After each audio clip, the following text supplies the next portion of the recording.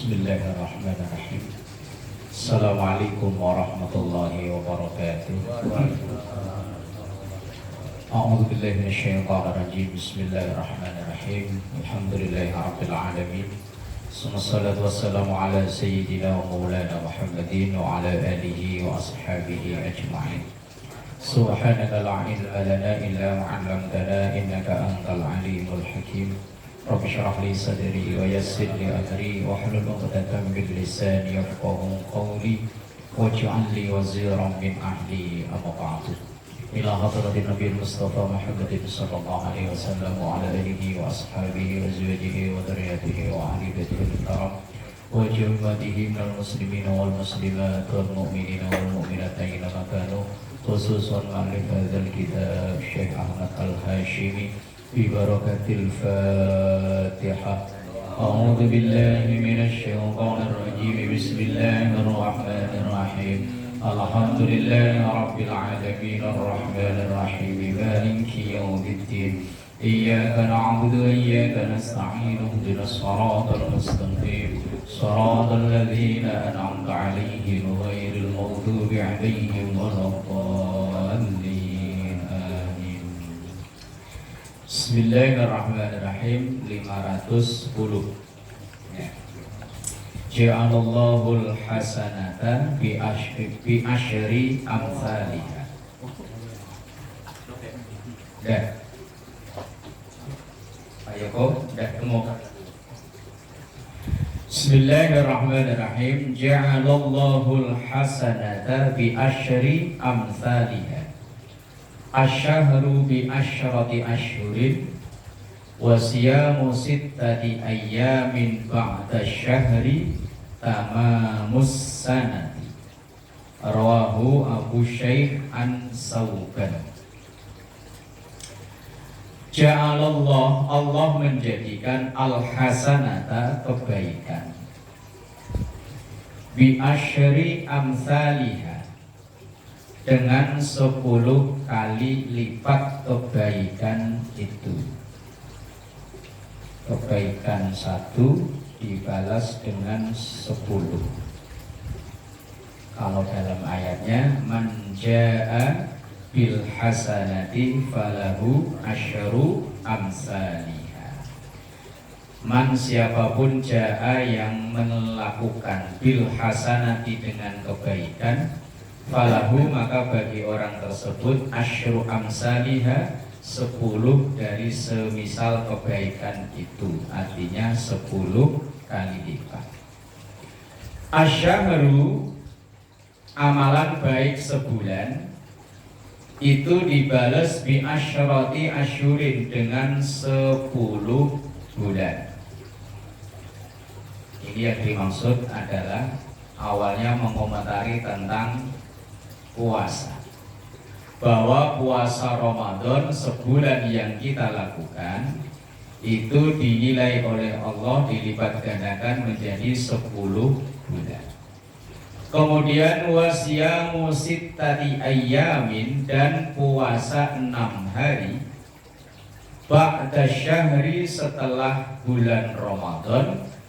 Tamamus sunnati itu tamamus sanati itu sempurnanya setahun. Kalau 6 hari, 6 kali 10 berarti kan 60. Kalau 60 berarti 2 bulan, berarti pas 12 bulan.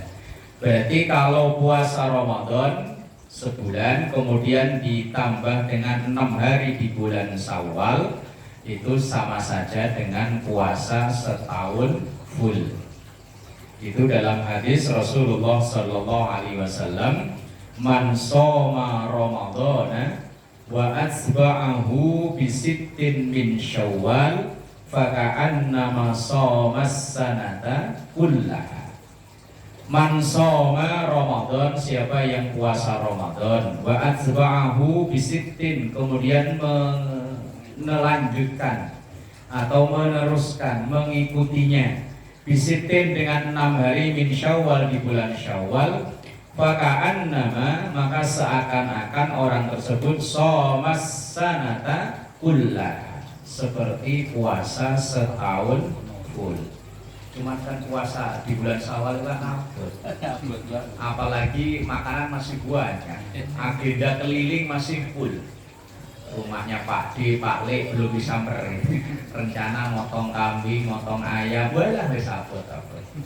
Ya teknisnya puasanya ya di akhir Syawal. Kalau enggak ya diloncat-loncat. Boleh-boleh, yang penting hitungannya genep 6. Kalau langsung tanggal 2, wih, itu wali yang bisa ya. Kalau kelas-kelas kita ya, apalagi masih ngayap, agenda masih banyak, THR belum habis. Wah, wis abot. Nah, ya makanya ya pahalanya sama dengan puasa 6 hari sama dengan 60 hari untuk melengkapi yang 10 bulan itu tadi. Genap setahun. Ya, caranya ya dilompat-lompat, ngambil yang terakhir itu pun ngambil Senin, Kamis, yang penting genap 6. Atau bahkan kalau memang ada Ramadan kita yang batal, kodoknya di bulan Syawal, maka itu sama dengan genepi yang 6 itu. Entah karena mancing, ngausan gitu ya. Tergoda sama es kelapa. Sorry, berarti pernah. Jujur Mbak, putune pernah itu. Seteko nggak berasa. Tergoda sama tukang es kelapa. Apalagi yang ngider yang dagang cakep ya Mas, minum Mas. Wes kodoknya ketika masih bulan Syawal. Kalau awal-awal, kalau kelas-kelas kita emang berat, ya mungkin kalau udah 2 minggu terakhir di bulan Syawal, insya Allah bisa. Ya tadi lah loncat-loncat. Yang penting genep. Tapi kalau mau yang terbaik, yo langsung tanggal 2 sampai tanggal 7. Cuma kan yo abot deh. Abot rengginang masih ada, kacang masih ada. Makanya malam. Puasa sama aja puasa. Kalau ada yang datang bawa, kalau ada yang datang bawa sop iga gimana? Agak makan aja. Iya. Ada saudara dari Jakarta datang ke sini nganterin anjing. Aduh. Mau ikut makan, wong puasa nggak ikut makan ya pengen. Bismillahirrahmanirrahim. Ja'alallahu ma yahruju min ibni Adam masalan lid dunya. Rawahu Ahmad. Ja'alallahu, Allah menjadikan ma yahruju, apa yang keluar min ibni Adam, dari manusia. Yang keluar dari kita ya, semuanya najis, enggak semuanya najis. Sebagian najis, sebagian kotor. Tapi semuanya kotor lah ya. Yang keluar dari kita itu keringat ya kotor, belek ya kotor. Yang dari kuping itu kotor ya, walaupun nggak najis. Nah, kalau dari bawah malah najis. Masalah sebagai perumpamaan lid dunya, untuk dunia. Maka dunia yang kita kejar-kejar itu ujung-ujungnya ya kan ya ke situ ya. Makanan yang kita makan ya pagi-pagi ujungnya mules. Minuman yang kita minum biar mahal, lama-lama kebelet tipis. Jadi jadinya itu. Orang jauh-jauh dari kampung datang ke Jakarta, datang merantau, bilangnya nyari makan. Jauh-jauh dari Lampung ke sini ngapain? Nyari makan. Lah kalau udah dimakan ujung-ujungnya apa? Rasulullah mengumpamakan apa yang kita uber dalam urusan dunia ini enggak jauh-jauh semisal kotoran yang keluar dari tubuh kita. Kalau yang berbentuk lain belum tentu kita bisa nikmati. Bismillahirrahmanirrahim. Ju'ilat li al-ardu masjidan wa tahuran. Rawahu Muslim. Ju'ilat, dijadikan, li, untukku, al-ardu, bumi, masjidan, sebagai tempat sujud, wa tahuran, dan suci. Suci itu ya bisa disebut sebagai alat untuk bersuci dan sebagai tempat yang suci. Berarti kita boleh sholat di belahan bumi mana saja, tidak harus di masjid, di musola.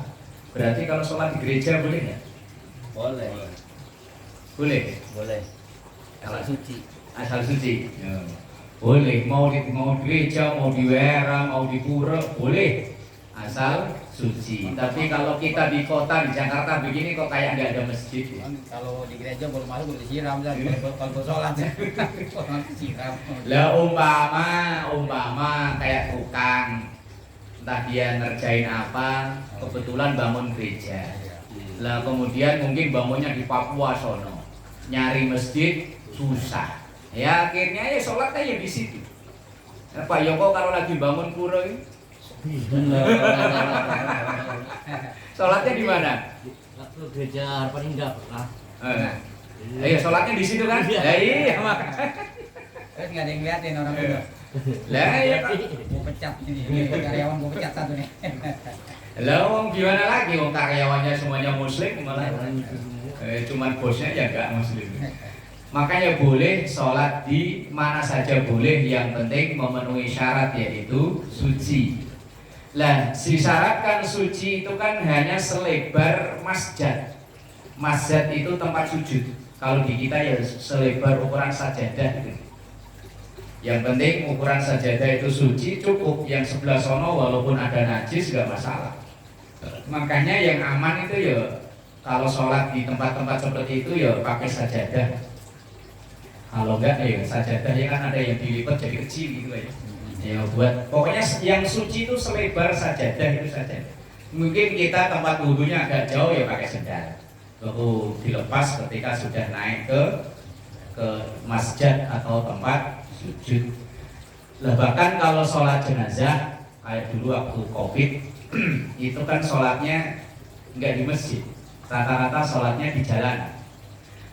Lah ketika sholat di jalanan itu karena di jalanan karena kan kita nggak tahu kesuciannya seperti apa. Kemudian kita pakai sepatu, pakai sendal, ya dilepas. Cuma kita berdiri injek di atas sendal atau sepatu itu. Beda statusnya kalau sendal itu kita injek dengan kita pakai. Kalau kita pakai disyaratkan harus suci. Kalau kita injek maka yang disyaratkan suci hanya bagian atasnya saja. Bagian bawah nggak perlu. Mau habis nginjek, habis ngejar-ngejar ayam mau aja ya. Habis ngejar-ngejar ayam, delala ada orang kena Covid diminta untuk nyolatin jenazah. Ya wis sholatin di situ tapi sendal atau sepatunya dilepas, kemudian kita injek di atasnya. Lah Rasulullah Shallallahu Alaihi Wasallam itu diberi keistimewaan oleh Allah dibanding dengan nabi-nabi lain dan umat-umat lain. Kalau umat lain kan ibadahnya harus di tempat ibadahnya, tapi umat Islam tidak harus di masjid, di bumi mana saja boleh, yang penting memenuhi syarat itu tadi, yaitu suci, menghadap kiblat. Kira-kira wong kita tinggalnya di Bekasi, nah kalau pas lagi di depan Ka'bah ya harus madhep persis Ka'bah. Kalau kita di sini kira-kira pantasnya kalau orang sini, orang Indonesia ya agak ngulon, menceng, ngalor dikit, ya udah dilempeng-lempengin wong kita nggak ngeliat. Pakai apa namanya? Kompas bisa jadi error kan? Ya pokoknya kira-kira. Kita nggak ngeliat langsung. Kadang orang bangun masjid, bangun musola, geger kiblat, giliran sholat di rumah gelar sajadah ya asal gelar, nggak diukur dulu kan. Nah ini hadis satu keistimewaan umat Rasulullah, boleh sholat di mana saja, di bumi mana saja, yang penting suci. Bismillahirrahmanirrahim. Julasa'ullahi ghadan ahlul wara'i waz-zuhdi fid dunya. Julasa'ullah, orang yang paling dekat dengan Allah. Ghadan, besok, esok maksudnya ya di akhirat itu, yaitu ahlul warok. Warok itu orang yang hati-hati, makannya nggak sembrono, itu namanya warok. Kalau dia nggak yakin bener ini halal, nggak dia makan. Walaupun orang-orang pada makan, kalau dia sendiri nggak yakin, dia nggak. Kalau tempo hari misalnya dia bahas kemarin kodok, kepiting dan sejenis-jenisnya. Kalau memang dia sendiri nggak yakin, dia nggak makan. Itu namanya warok. Atau misalnya kadang kalau ada makanan walaupun udah jelas itu secara zatiah itu fisiknya benda itu halal, tapi cara memperolehnya dapatnya dari mana, dia sendiri nggak yakin misalnya, dia nahan diri untuk tidak ikut makan, itu namanya warok. Atau mungkin dia tahu makanan itu yang ngasih si fulan, ya si fulan itu dia tahu kerjaannya misalnya bandar judi, misalnya bandar judi, nah kemudian kok nyumbang ke musola makanan, traktir bakso Mbak Haji. Nah sementara terkenal orang itu usahanya yo bandar judi itu. Lah kalau dia nggak yakin dengan kehalalannya, padahal ya bisa jadi yang buat nyumbang itu dari usaha yang lain, tak mungkin dia punya kerjaan yang benar-benar halal, tapi karena dia nggak yakin, ya nggak ikut makan, itu namanya warok. Kalau kita ya pokoknya wal kedua lah ya, sepatu, bawa sendal, bawa kodok, bawa kadal, bawa guling, bawa bantal, lantar kontal ya dianggap halal. Ini dari mana? Boh lah, pokoknya asal di sini ya sikat. Nah warok itu nggak begitu. Warok itu orang yang apa ya, sangat menjaga diri. Atau dalam bahasa lain warok itu orang yang afaf. Afaf itu kayak doa itu loh. Allahumma inni as'alukal huda wat tuqa wal afaf. Afaf itu menjaga diri dari perilaku yang mungkin orang lain pantas, tapi buat dirinya nggak pantas. Misalnya kalau ada dangdutan nyawer, ya, Pak Yosef masih pantas lah ya. Kalau Pak Dewan Suro,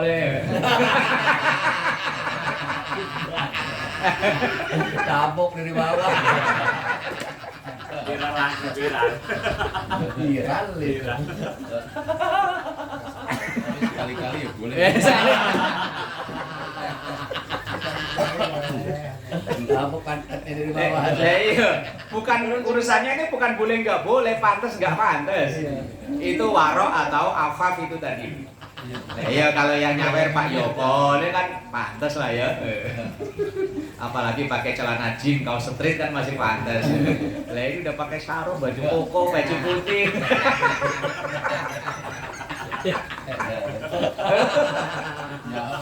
Nyawe melorot lagi. Walaupun lagu nasi gitu. Misal nih ntar Pak Haji hajatan ya Pak Haji ya. Umpama ada apa gambus.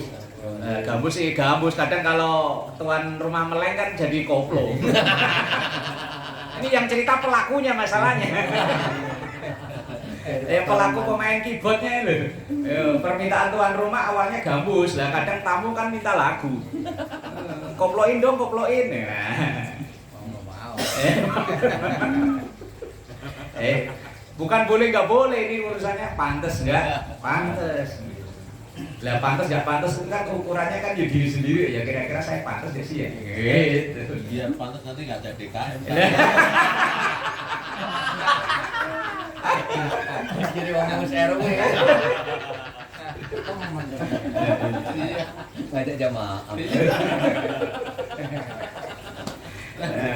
Itu warok itu ukurannya bukan halal haram tapi pantas tidak pantas. Itu warok. Ya mungkin orang lain ya tadi bilangnya pantas-pantasan. Iya. Umpama ada yang videoin gitu ya, dimasukin ke YouTube kan jadi viral. Itu warok itu gitu. Kemudian wazuhdi, zuhud itu bukan berarti orang yang nggak mau punya harta, bukan. Zuhud itu walaupun duitnya seabrek-abrek, kontrakannya se-RW umpama, tapi itu hanya sekedar di tangan, tidak masuk ke hati. Itu namanya zuhud. Kalau sering saya dengar itu, cuma di kitabnya saya belum tahu langsung, hanya dengar-dengar aja. Seorang ulama namanya Abu Hasan Asyadzili kalau nggak salah. Beliau itu pendiri Thariqah Syadziliyah. Tapi beliau ini orang kaya raya. Pokoknya kalau ngitung duit setoran dari karyawan-karyawannya itu di ruang tamu, sehingga banyak santri-santri yang melihat, wah itu kiai yo, kedunyan loh ya, motor duitan, duitnya banyak. Pokoknya kalau ngitung duit itu, kendaraannya pokoknya terbaik saat di zamannya itu yang dia punya. Lah ketika ditanya oleh orang-orang misalnya santri-santrinya, kiai katanya kiai itu harus zuhud. Loh kok duitnya saya bergabrek? Jawaban beliau, zuhud itu bukan berarti nggak punya duit. Zuhud itu duitnya bisa banyak tapi hanya sekedar di tangan, tidak masuk ke hati. Jadi kalau duitnya banyak ya nggak tinggi hati, duitnya hilang ya nggak sakit hati, mau nggak main hati ya. Itu zuhud itu gitu. Dalam urusan dunianya nggak main hati lah. Pokoknya hanya sekedar di tangan, walaupun di tangannya tanda tangannya berlaku, tapi hanya di tangan aja. Lah orang yang selalu dekat dengan orang yang memperoleh posisi terdekat di hadapan Allah itu ahlul wara' wazuhdi fit dunia, yaitu orang yang wara' dan orang zuhud ketika di dunia. Bismillahirrahmanirrahim. Al-junubu wal haidhu la yaqra'ani syai'an minal Qur'an. Ini kan kita bahas di kitab Asyifatus saja ini ya. Hadisnya kan ini. Al-junubu, orang yang junub karena berhubungan badan, karena mimpi wajib mandi.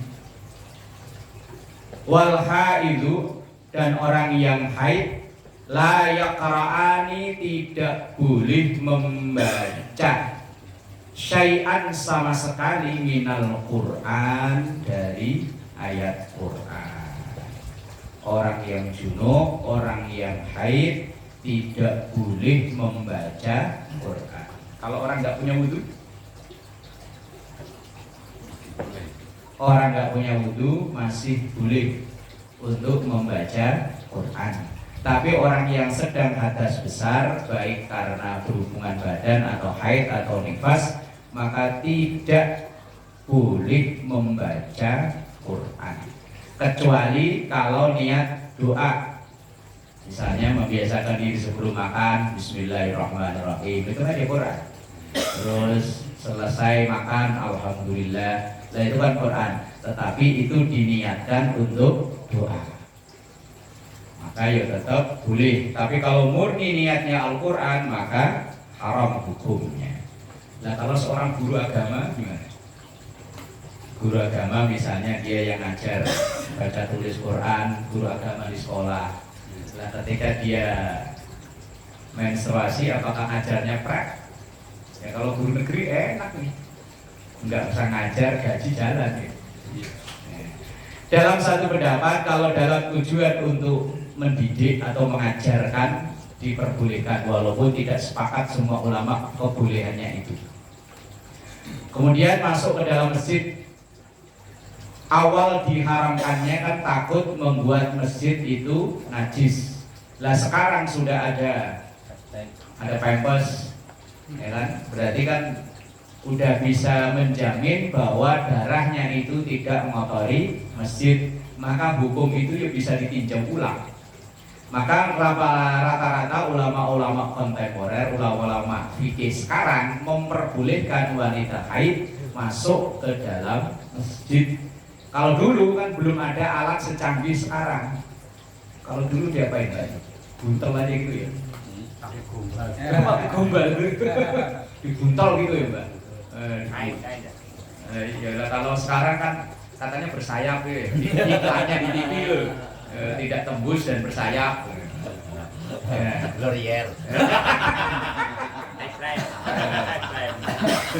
Iklan sampo diliatin rambutnya, ya iklan gigi diliatin giginya. Dan iklan itu kok ya sayap. iklan yang salah kali ya. Yang iklan yang salah. Yang iklanin yang salah ya. Males juga ya. Iklan rumahnya. Ya iya kan iklan rumahnya, iklan motor ya motornya lah. Iklan itu kok yo Saya nggak kepikiran loh. Bingung ya, bingung. saya kepikiran udah lama cuman mau ngomong nggak enak. Nanti ada yang nanya gitu, caranya bagaimana? Nanti kan dijelasin. Caranya bagaimana nih? Ya Allah, berarti walillahi. Gigi kan dipraktekin gitu ya. Kalau ini caranya bagaimana? Ya udah sini banyak buat praktek ini. Iya. Bismillahirrahmanirrahim. Wah, ini hadis ini terkenal banget ini, Pak. Al jannatu tahta aqdamil ummahat. Al jannatu surga. Tahta aqdamil ummahat, terletak di bawah telapak kaki para ibu. Kalau ummun ibu satu, kalau ummahat ya ibu-ibu.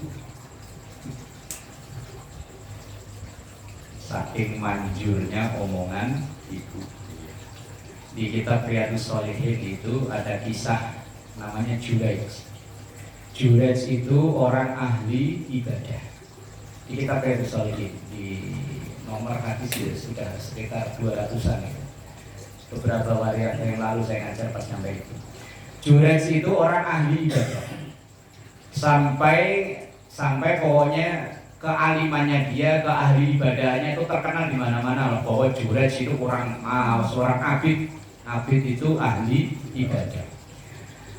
Nah, satu hari ketika ia lagi di ibadah di mihrabnya, kalau dulu kan bukan masjid ya, Israiliyat itu cerita-cerita sebelum umat Nabi Muhammad itu namanya Israiliyat.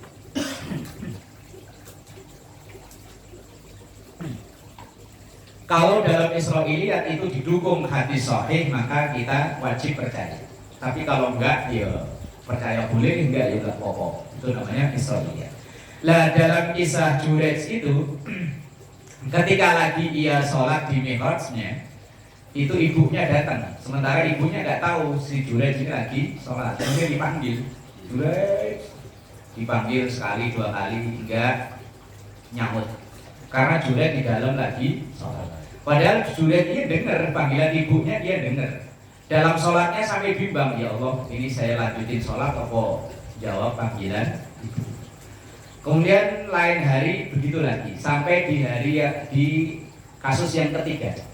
Sampai kasus ketiga karena ibunya ini mungkin kesel, akhirnya kebablasan omongan bahwa Juraij tidak akan mati sebelum kena fitnah dengan urusan perempuan. Nah, sehari dua hari kemudian ada orang yang usil, Pak bener itu Juraij ahli ibadah beneran. Coba kalau dikasih perempuan, akhirnya dicarilah. Mungkin nyarinya mesinnya lewat micet kali ya. Mau ketawa nggak enak ya, makanya pas depan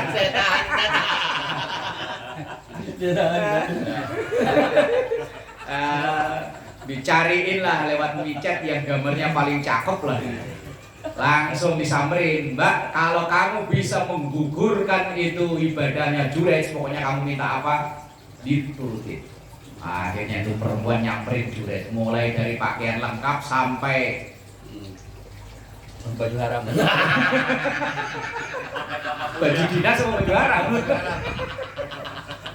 Tapi nggak mempan pokoknya nggak mempan. Terus perempuan itu pakai dengan cara apa nggak mempan.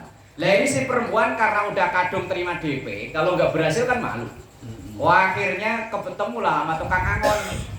Diajaklah kiku-kiku itu tukang angon. Lah tukang angon melihat cewek cakep kan yuk langsung hayu aja udah. Udah begitu sebulan 2 bulan hamil. Itu hamil besar, hamil gede. Itu perempuan balik ngomong ke orang yang dulu ngupahnya itu.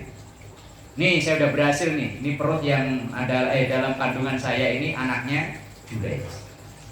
Nah kemudian orang-orang yang bayar dia kan merasa berhasil, dia cerita ke orang-orang, langsung mungkin disebarin di lewat WA grup lah ya, lewat Facebook, lewat wah Juraij ternyata bohongan tuh, disuguhin perempuan ya.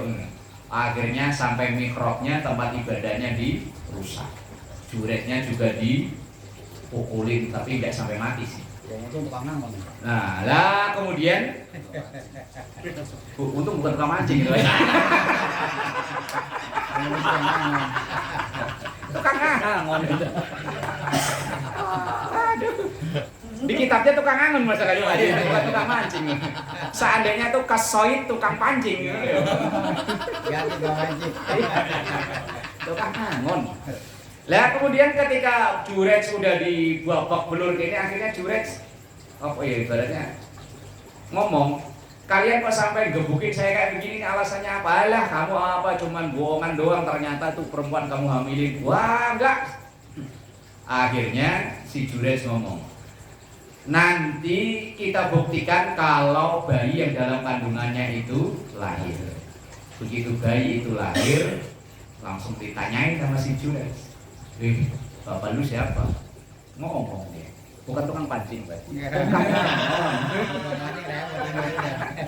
Tukang ngangon. Akhirnya orang-orang kecewa, akhirnya perempuannya itu yang diusir. Nah ini maksudnya apa? Omongannya emaknya tadi itu manjur, padahal itu lagi sholat. Nah kalau dilihat dari sisi fikihnya, sholatnya itu sholat sunnah, hukumnya sunnah. Sementara menjawab panggilan ibu hukumnya wajib. Maka ketika kita sholat sunnah kok ibu manggil, maka sholatnya dibatalkan. Itu apa namanya? Saking manjurnya omongan ibu, surga neraka ada di ibu. Itu kisah Jurex.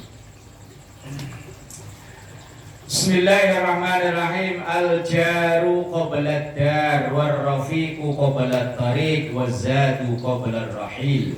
Rawahu at-Tabrani. Al-jaru tetangga. Apa Pak?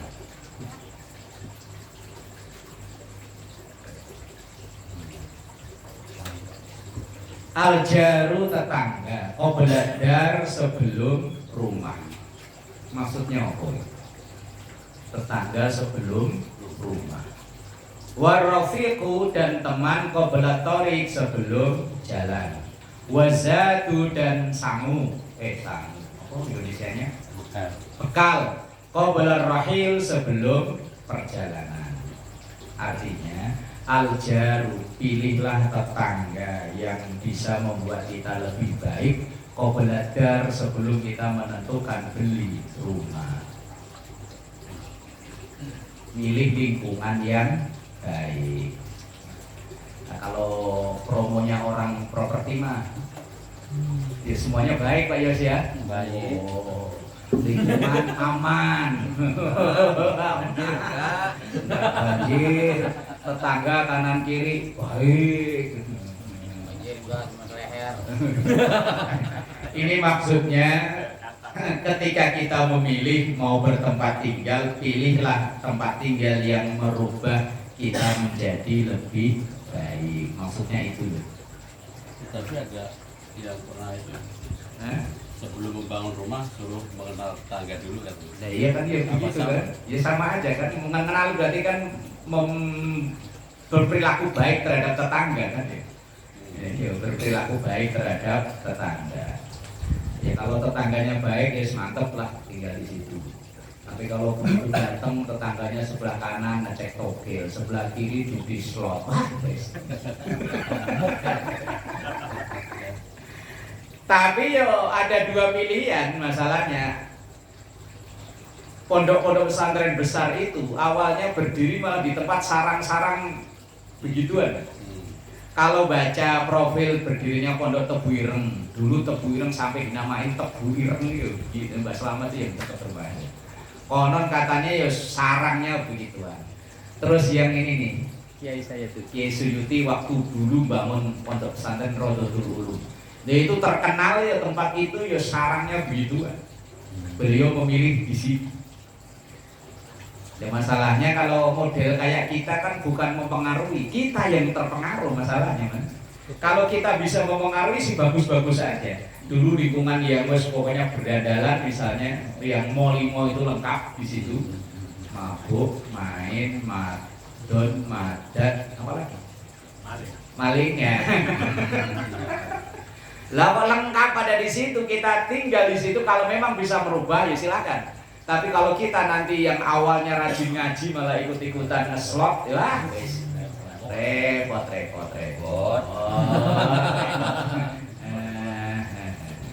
Ya terus mending pindah dari situ. Warafiqu, dan cari teman yang baik qabla thoriq, sebelum mengadakan perjalanan. Ini maksudnya kan kalau perjalanan jauh. Biar bagaimana kita butuh orang lain masalahnya. Wazadu qabla rahil, wazad dan bekal qabla rahil, sebelum mengadakan perjalanan. Ini persiapan. Ya kalau pakai mobil sendiri ya ban-ban di mobil-mobil di servis apa-apa lah ya. Itu namanya persiapan. Ini Rasulullah ngajari sampai yang ke hal-hal sampai segitu ya. Bismillahirrahmanirrahim. Hadis yang terakhir dari huruf jim. Al-jaru ahaqqu bi syuf'ati akhihi. Ini ya, berkenaan dengan tetangga lagi. Al-jaru, tetangga atau teman dekat atau orang terdekat, ahaqqu, lebih berhak, bi syuf'ati akhihi, dengan syuf'ah. Syuf'ah. Pernah dengar kata syuf'ah? Pak Haji? Belum pernah dengar? Ustaz Fuad belum pernah dengar juga? Belum ya? Syuf'ah itu misalnya begini. Misalnya kayak saya sama Pak Haji patungan beli tanah atau patungan usaha. Join. Harganya misalnya tanah itu 500 juta. Saya 2,5, Pak Haji 2,5. Lah kemudian ketika salah satu ingin menjual, yaitu harus seizin dengan join yang sejoinnya apa namanya? Partnernya. Lah partnernya itulah orang yang paling berhak untuk ditawarin terlebih dahulu kalau dia mau melepasnya. Misalnya saya mau lepas, yang punya saya yang separuh tadi loh, karena saya mungkin butuh buat bayar anak kuliah atau apa misalnya. Lah saya harus wajib hukumnya menawarkan dulu ke Pak Haji. Lah itu namanya syuf'ah. Kalau dalam dunia bisnis modern apa namanya Pak Yas? Partner ya. Kalau dalam kajian fikih namanya syuf'ah. Orang musyarakah itu ya tadi dulu join. Lah ketika salah satunya pengen lepas, maka itu harus seizin, dan yang paling berhak untuk membeli atau tadi itu yang dua separuh itu adalah orang yang jadi partnernya itu. Dan ada ulama yang menghukumi haram kalau tiba-tiba dialihkan ke orang lain. Misalnya saya alihkan ke Pak Haji Amer tanpa sepengetahuan Pak Haji. Nah itu dalam hukum fikih nggak boleh. Tiba-tiba misalnya saya alihkan dan tanpa sepengetahuan Pak Haji. Nah itu dalam ulama fikih berpendapat, ada yang mengatakan tidak boleh. Nah itu namanya syuf'ah. Apa kalau dunia modern apa? Cuy. Kerjasama. Nan saham. Yes, itulah intinya. Itu namanya syuf'ah. Lah syuf'ah itu kalau dalam Islam yang paling berhak ditawari untuk melanjutkan atau itu ya partnernya itu. Al-jar maksud di sini itu bukan tetangga sebelah rumah, bukan. Jar di sini adalah partner bisnisnya. Partner bisnis, misalnya yang tadi patungan itu yang paling berhak untuk di ya saham ya namanya ya. Nah, untuk di apa itu? Menjual sahamnya. Itu adalah fikih muamalah. Fikih muamalah itu kalau dibahasakan dalam dunia bisnis modern itu ya sudah mencakup kayak bisnis zaman sekarang. Kayak kita sekarang yang beli online itu ternyata dalam fikih udah dibahas, namanya salam tulisannya. Jadi salmon cuma dibacanya kan salam. Itu ada akad namanya salam itu, kita membeli barang tapi barangnya belum ada. Nah itu kan pesan online kan begitu ya. Kemudian penjual hanya memberikan sifat-sifatnya atau deskripsinya. Nah itu namanya salem. Dan dalam akad salem itu ada khiyar. Khiyar itu namanya boleh membatalkan atau menjadikan akad jual belinya itu. Ya kalau sekarang ya online kan akadnya begitu ya. Nah, boleh membatalkan juga. Boleh membatalkan kalau dalam hukum fikih boleh. Atau kemudian membuat perjanjian antara penjual dan pembeli, antara mabik dan mushtari kalau dalam bahasa fikih. Nah, kalau fikih itu kan ada 5 pokok ya. Yang pertama fikih ibadah, meliputi toharoh, meliputi sholat, zakat, puasa, haji. Kedua ada fikih muamalah, tentang jual beli, sewa menyewa, dagang. Terus tadi itu syuf'ah, salem, khiyar. Khiyar itu misalnya kita beli cuma dengan perjanjian sekian waktu, kalau cocok ya jadi beli, kalau nggak cocok ulangin. Itu namanya khiyar. Itu kalau dunia modern apa namanya? Misalnya saya beli motor dari Pasar Kohar. Ya pokoknya saya beli motor dari Pasar Kohar. Pak ini saya beli motor. Kalau memang saya cocok, ini lanjut perjanjian perjual belinya. Tapi kalau saya nggak cocok nanti saya ulangi. Nah kemudian Pak Kohar setuju, ya. Nah itu namanya khiyar. Dipakai dulu motornya. Nah, iya. Tes dulu berarti ya. Test drive lah ya. Nah test drive lah. Nah, itu namanya khiyar kalau dalam fikih. Kalau dalam dunia itu apa namanya? Yes, pokoknya itulah. Tapi itu dalam barang yang tidak rusak, barang yang tidak terkurangi ketika dipakai. Iya. Kalau kan motor kan utuh motor kan. Lah kalau beli bakso ya nggak bisa. Parah. Ada juga. Ini saya pulangin. Lah, ya iso. Nah, termasuk bini lah kan masih utuh. Langsung larinya ke situ. Pakai dulu lah. Itu fikih munakahah, fikih muamalah. Ada yang ketiga namanya munakahah. Munakahah itu yang membahas tentang hukum pernikahan. Mulai dari khitbah sampai nikahnya, sampai talak, cerai, rujuk, fasakh, macam-macam. Kemudian yang keempat ada fikih jinayah. Ini yang di negara kita belum berlaku. Jinayah itu kalau nyolong potong tangan, kalau bunuh ya baru bunuh, nah itu jinayah. Yang kelima fikih siasa, fikih politik. Ya tentang politik dalam Islam harus diatur.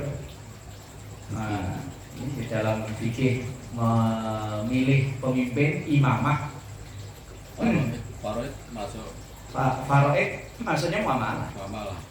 Karena itu urusan duit kan. Iya. Urusan duit ya masuknya muamalah.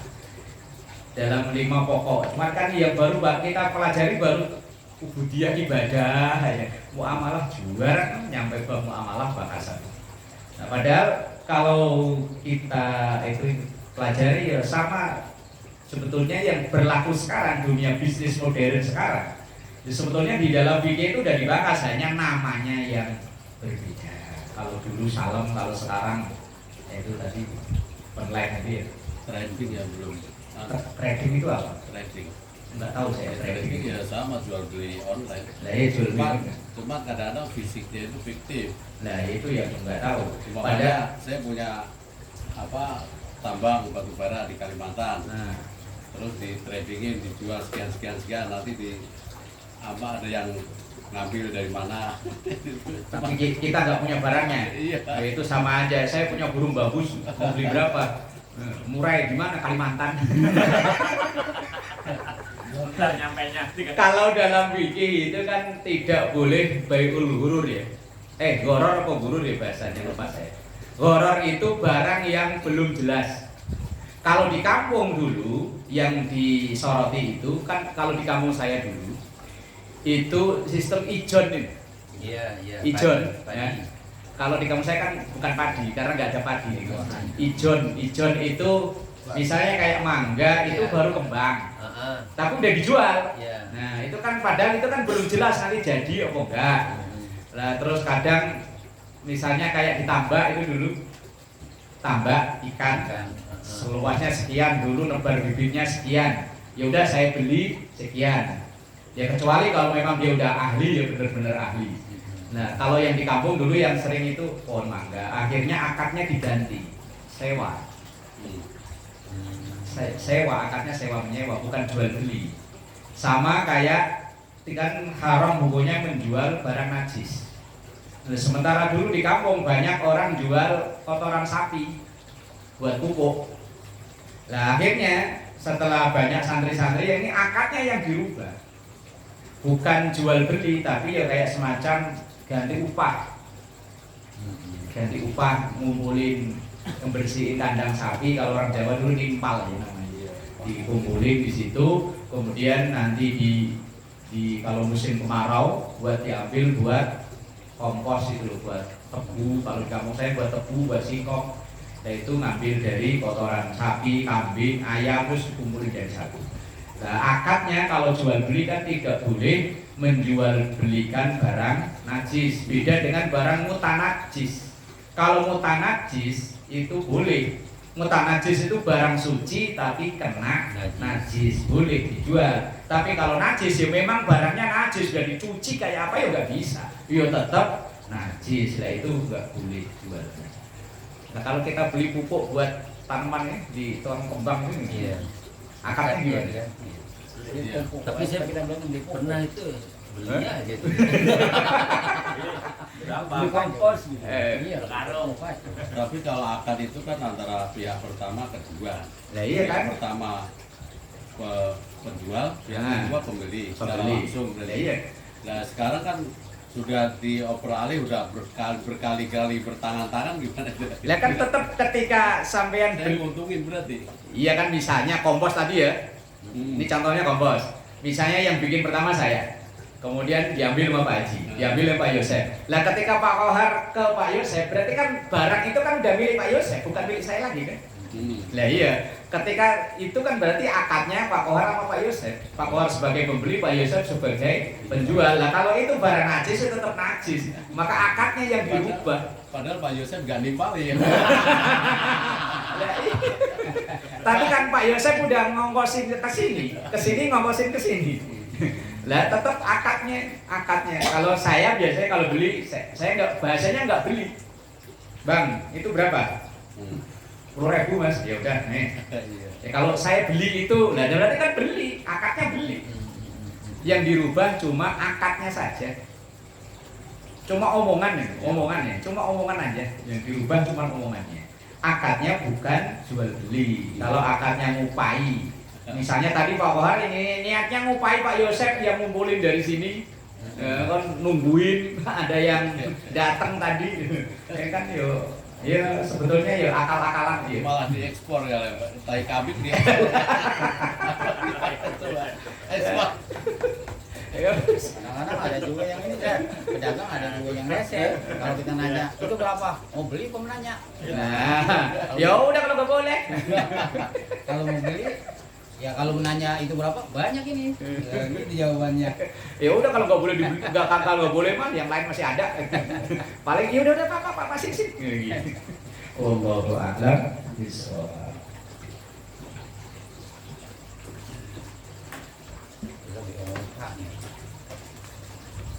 Lumayan dapat huruf A.